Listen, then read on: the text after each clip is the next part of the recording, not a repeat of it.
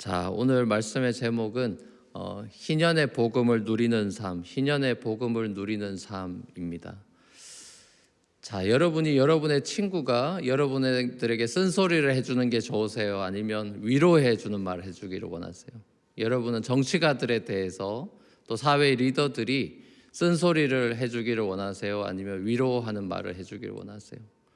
소위 내로남불이라고 하죠. 여러분 친구들이 여러분한테는 쓴소리보다 위로의 말을 해주기를 바라지만 정치가들한테는 누군가가 쓴소리를 해주기를 바라죠. 남의 티에 대해서는 비판하기를 좋아하지만 정작 자기 자신에 대해서는 사람들이 관대하게 대해주기를 바라는 거죠. 옛날이나 지금이나 이 예언자적인 보이스를 내는 사람들은 많은 사람들의 지지를 잘 못 받습니다. 보통 회개를 촉구하는 메시지보다는 따뜻한 위로의 메시지를 사람들은 훨씬 더 좋아하죠. 근데 복음서에 나오는 예수님의 메시지를 보면 사실 굉장히 레디컬해요. 예언자적인 설교가 많습니다. 요한복음 6장 같은 곳에서는 그 오병이어 표적을 보고 강 건너까지 쫓아온 사람들한테 예수님이 내 살을 먹고 내 피를 마셔야 된다라고 설교하니까 거의 다 도망치듯이 달아납니다. 마태복음을 우리가 올 초부터 계속 묵상하면서 느끼셨겠지만 예수님은 당시 사람들의 그 종교적인 신념을 다 뒤집어 엎는 하나님 나라의 역전에 대한 비유를 마태복음에서 많이 하셨죠. 진리는 날선 검처럼 예리한 법입니다. 수술하는 칼이 무디면 안 되잖아요. 말씀의 검은 그 무엇보다도 예리한 칼 같아서 홍과 골수까지도 찔러 쪼갠다고 히브리서 기자가 말씀하죠. 자, 홍과 골수를 찔러 쪼갠다는 것은 이 인간의 본성 안에 존재하는 죄의 문제에 대한 수술을 이 말씀이 한다는 걸 의미한다는 거죠. 이 신명기 표현으로 말하자면 마음의 할례라고 할 수 있을 것 같아요. 이스라엘이 하나님의 언약 백성이라는 징표가 이 할례지 않습니까? 그래서 유대인들의 기준은 언제나 할례자냐 무할례자냐였죠. 다윗이 블레셋 장수 골리앗 무너뜨릴 때도 보면 이 할례 받지 못한 짐승이라는 표현을 쓰는 대목이 나오죠. 자, 하지만 모세는 굉장히 오래전에 본인이 죽기 직전에 이미 하나님께서 장차 행하게 되실 마음의 할례에 대해서 신명기에서 말합니다. 겉으로 행하는 할례보다 더 중요한 이 마음의 할례를 내다본 거죠. 로마서에서도 사도 바울이 이 부분을 지적합니다. 사람이 하나님 앞에 의롭게 되는 것은 겉으로 행하는 이 할례가 중요한 게 아니라 주 예수님을 마음으로 믿음으로 믿어서 이 성령께서 행하시는 이 마음의 내면적 할례가 사람을 의롭게 하는 거다. 이렇게 로마서에서 이야기하죠. 자, 종교적 신념 또 선민 사상 이런 거에 굉장히 깊이 빠져 있던 유대인들은 예수님의 메시지를 알아듣지 못했고 또 싫어했습니다. 더구나 구약에 예언된 메시아로 이 다윗의 자손으로 이 땅에 오신 예수님을 메시아로 인정하기에는 예수님의 모습이 너무 초라했어요. 그걸 자기들의 마음을 시원케 하지 못했습니다. 인간적으로 좋은 집안도 아니고 외모도 볼품이 없고 그런 엄친아가 아닌 거죠. 나사렛에서 무슨 선한 것이 나겠냐고 사람들이 비하하던 나사렛 출신이기도 하고 또 목수의 아들이죠. 요셉의 아들이 어떻게 메시아일 수가 있냐. 사람들은 받아들일 수가 없다라는 반응이었습니다. 소위 가난한 사람, 힘없는 사람, 사회적 약자를 깔보는 일이 옛날이나 지금이나 똑같은 것 같아요. 누가복음이 이런 사회적 통념, 로마 제국의 계급 제도에 길들여진 사람들의 그 세계관을 깨뜨리는 책입니다. 누가는 예수님을 가난한 사람들에게 기쁜 소식을 전하는 분으로 소개하고 가난한 자가 복이 있나니 천국이 저희 것이다 라고 이야기하죠. 누가는 예수님을 가장 차별받는 사회적 그룹의 이 하나인 장애인들에게 치유를 선물하고 억눌린 사람들을 풀어주고 포로된 사람에게 해방을 선포하는 분으로 누가가 예수님을 그리고 소개하고 있는 걸 우리가 누가복음에서 봅니다. 자, 그런데 이런 예수님의 그 메시아로서의 그 행보가 일반 사람들에게는 그리 환영받지 못할 레디컬한 행동이었습니다. 특별히 유대 종교 지도자들은 이 할례라고 하는 특권, 선민 사상의 뼛속까지 물들어 있었고 자신들의 권위에 대항하고 율법을 자기들과 다르게 해석하는 예수님의 메시지를 받아들일 수가 없는 거예요. 예수님이 무슨 말씀을 해도 듣기가 싫고 자기들한테 쓴소리 자꾸 하니까 어떻게 예수를 죽일까만 생각했던 사람들인 걸 우리가 마태복음에서도 많이 봤죠.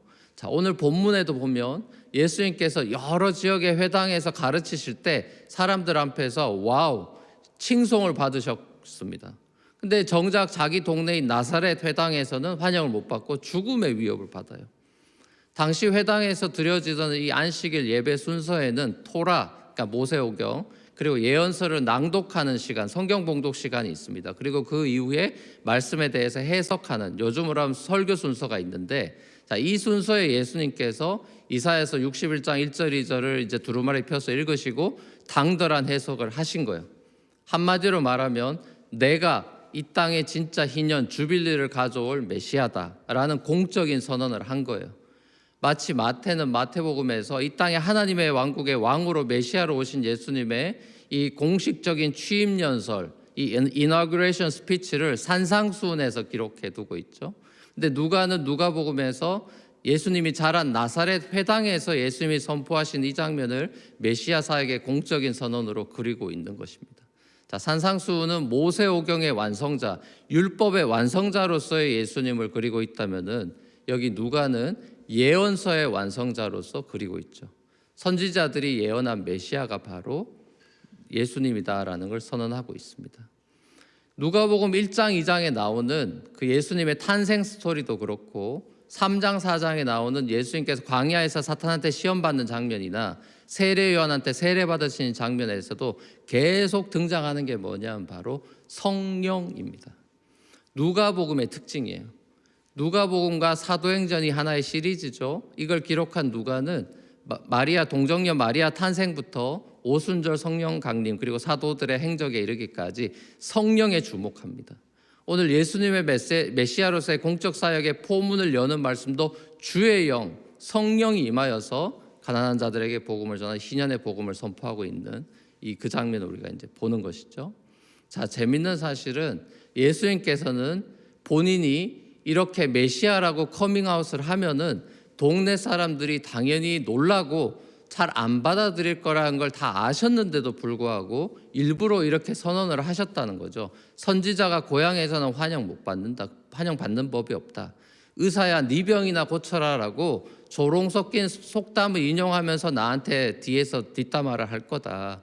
난 조롱만 당할 게 뻔하다라고 아셨어요.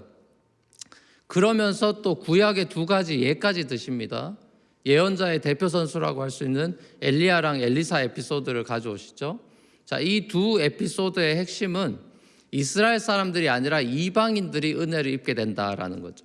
시돈 지방에 사는 지독하게 가난한 사렙다 과부 집안에 먹을 것이 떨어지지 않게 해주는 일이나 이 시리아 사람 나아만의 나병을 치유해 주는 것은 이스라엘 안에도 가난한 사람도 많았을 테고 나병 환자들도 많았을 텐데 유대인들이 아니라 이방인들이 은혜를 입는 이 역전의 장면을 구약에도 보여주는 거예요.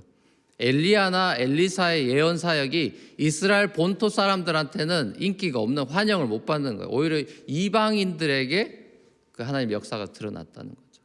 그러니까 누가복음이 이방인을 위한 복음서죠. 이 사도행전과 더불어서 이방인을 향해서 복음이 땅끝까지 퍼져나가는 이 선교적인 지향점을 가지고 있다고 볼 때 모든 것이 리셋되는 이 희년의 좋은 소식 복음을 이스라엘 사람들은 받아들이지가 않고 이방인들은 받아들이는 유대인과 이방인의 역전, 사회적 강자와 약자의 역전의 모습을 이 누가복음에서 우리가 보게 되는 겁니다. 자, 여러분 희년이 뭐예요? 희년 50년마다 돌아오게 하는 토지를 다 원래 땅 주인한테 돌려주고 노예를 다 풀어주고 빚 다 탕감해주는 완전히 세상을 리셋하는 정의롭게 만드는 제도죠. 고대 하나님께서 이스라엘에게 주신 아주 파격적인 제도죠. 근데 인간의 탐욕은 리셋을 싫어해요. 부자들은 자기 건 내어놓고 가난한 사람들이 부의 사다리 타고 올라와가지고 자기 밥그릇 뺏는 걸 싫어하죠. 부자들이나 중산층한테 세금 대나라고 하면 좋아할 사람이 많지가 않죠. 땅 부자한테 땅 하나만 소유하고 나머지 땅 원래 주인한테 돌려주라고 하면은 아파트 여러 채 소유한 부동산 이 부자한테 아파트 한 채만 소유하고 나머지 가난한 사람들한테 원래 돌려줘라라고 하면은 뭐라 그럽니까? 너 사회주의자냐? 빨갱이냐? 이렇게 욕할 것이 분명합니다. 이게 굉장히 레디컬한 거예요. 희년을 이 제도와 시스템으로 접근하면은 이런 반응이 당연히 나올 겁니다. 자, 근데 하나님께서 의도하신 희년은요, 제도이기 이전에 정신이라고 생각합니다. 희년의 정신이 뭐냐? 자유예요, 자유. 하나님께서 인간에게 회복시켜 주시고 싶은 것은 자유인 것입니다. 제도에 얽매이고 관습에 얽매이고 종교 시스템에 얽매이고 사회적 통념에 얽매이고 탐욕의 노예로 살아가는 사람들에게 진정한 자유를 선물해 주시고 싶으셨던 거예요. 그게 희년의 정신이에요. 이게 결국 죄로부터의 자유인 것이에요. 자, 이 자유는 그리스도만이 줄 수 있는 자유죠. 복음이 주는 자유예요. 아무도 이 희년을 선포할 수 없고 예수님만 선포할 수 있는 거예요. 내가 메시아다. 내가 희년을 준다. 바로의 종으로서의 삶이 아니라 하나님 자녀로서의 자유로운 삶을 주겠다는 거죠. 궁정에서의 첫날보다 성전 문지기로 있는 것이 좋사오니 이게 자유인의 고백이에요. 사렙다 과부에게 경제적 자유를 주는 것도, 나아만 장군에게 병으로부터 자유롭게 치유해 주시는 것도 바로 하나님만이 인간들에게 진짜 자유, 구원을 주실 수 있다는 걸 보여주는 그림이죠. 진정한 구원자를 만나는 게 자유를 얻는 유일한 길이라는 거예요. 예수님께서 요한복음에서도 말씀하시죠. 진리를 알지니 진리가 너희를 자유롭게 할 것이다. 여기서 진리는 내가 곧 길이요 진리요 생명이니라고 말씀하신 예수님이죠. 그러니까 예수님을 알게 되면, 진짜 알게 되면 자유를 누릴 수 있다는 거예요. 이게 복음이에요. 자, 그러니까 이 희년이라는 제도가 이 세상을 새롭게 하거나 정의롭게 만드는 완벽한 제도라기보다는 이 희년의 정신, 곧 복음을 품고 살아가는 사람들이 모인 정의와 평화의 공동체, 하나님 나라를 이루시기 원하시는 하나님의 이 진심을 느끼는 것이 중요하다는 거예요. 실제로 이스라엘에서는 이 희년이 단 한 번도 시행된 적이 없습니다. 하나님의 나라는 하나님께서 그리스도의 복음을 통해서 이 땅에 이루실 텐데, 희년의 정신으로 살아가는 공동체의 모습을 교회를 통해서 이 땅 가운데 보여주시고자 하는 것이 하나님의 뜻이죠. 사도행전에 그 그림이 나와요. 예루살렘 초대교회가 그 예죠. 초대교회에서 결코 섞일 수 없던 유대인하고 이방인이 복음 안에서 하나가 되죠. 차별이 없어요. 너 유대인이냐 이방 이런 게 없어요. 물건을 서로 막 공유합니다. 날마다 같이 모여서 떡을 떼고 마시고 교제하고 예배하는 모습. 이게 그 당시에 볼 수 없는 모습이에요. 세상에서. 이게 희년이에요. 결국 예수님의 복음은 우리가 가지고 있는 이 세상적인 틀, 가치관, 고정관념을 깨뜨리는, 자유를 주시는 진리의 검이에요. 우리가 성경을 읽고 말씀을 묵상하고 수모임에서 서로 나누고 바이블 아카데미에서 배우고 하는 이 모든 이유도 우리가 가지고 있는 이 틀을 복음의 검으로 날마다 깨뜨리고 우리 자신을 새롭게 해서 우리가 더 자유로운 인생이 되기 위해서인 거예요. 어떤 제도 속에서 살든지, 뭐 공산권이든 무슬림이든 선진국이든 후진국이든 바울처럼 감옥에 갇혀 있든 아니든, 중요한 거는 그 사람이 자유롭냐라는 거예요. 인간의 진짜 행복이 자유에서 오기 때문입니다. 자, 이 자유는 내 마음대로 할 수 있다라는 자유를 의미하진 않아요. 하나님 외에 그 어떤 것에 의해서도 컨트롤 당하지 않는 것을 자유라고 할 수 있습니다. 그러니까 기독교적인 관점에서 자유를 이렇게 설명할 수 있을 것 같아요. 우리가 그리스도께만 속박될 때 진정한 자유를 누리게 되는 역설, 이게 진리예요. 진리 안에서 똑바로 살아가려고 십자가를 붙들고 주님을 따르고 있다라는 기쁨을 가진 사람이 결국 자유인이라고 할 수가 있는 거예요. 이게 정말 중요한 거죠. 세상 사람들이 이해할 수도 없고 알 수도 없는 복음의 비밀을 날마다 깨달아가면서 누리게 되는 자유가 그리스도인들의 자유예요. 마치 자기를 죽이려고 벼랑 끝으로 몰아가는 이 세상 사람들 한가운데를 지나서 떠나가셨던 예수님처럼 우리를 벼랑 끝으로 몰아가려는 세상의 어젠다와 가치관을 밀치고 당당히 그 사이를 통과해 나가는 용기가 바로 이 자유인만이 낼 수 있는 용기예요. 사랑하는 우리 성도 여러분, 세상은 점점 더 자유와 평등 그리고 정의를 외치고 있습니다. 정치적 갈등, 빈부양극화, 경제적 불평등, 인종차별, 혐오, 학력과 임금의 격차, 여러 사회 문제로 미국이 몸살을 앓고 있죠. 자, 팬데믹을 통해서 그동안 감추어졌던 민낯이 막 드러나면서 사회적 혼란이 가중되고 있습니다. 만약 예수님께서 지금 팬데믹에 미국에 오신다면은 어떤 모습으로 어떤 메시지를 주실까 곰곰이 생각해 봤습니다. 사회적 이슈들에 대해서도 해결책을 물론 주실 수도 있겠지만 그 모든 것에 앞서서 너희들이 해결할 수 있는 문제가 아니야 라고 말씀하실 것 같아요. 그래서 나부터 일단 바라라고 하실 것 같아요. 사회적 강자들에 대해서는 그 알량한 직접 교만, 오만, 이 신발을 다 벗고 맨발로 벌거벗은 몸으로 회개하는 마음으로 하나님 앞으로 나아오라고 하실 것 같아요.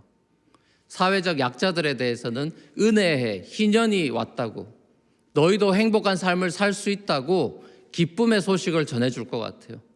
너희들도 부자가 될 수 있어라는 메시지가 아니라 초막에 살든 궁궐에 살든 내 삶의 주인은 그리스도라고 고백할 수 있는 그 사람이 자유인이라고 말씀하실 것 같아요. 바라기는 여러분의 고정관념과 사회적 편견, 통념 이런 걸 깨뜨리는 복음 안에서 날마다 더 자유로워지셔서 천국의 기쁨을 맛보며 희년을 이 땅 가운데 누리며 살아가는 그런 아름다운 복된 인생 되시기를 우리 주님의 이름으로 간절히 축원합니다.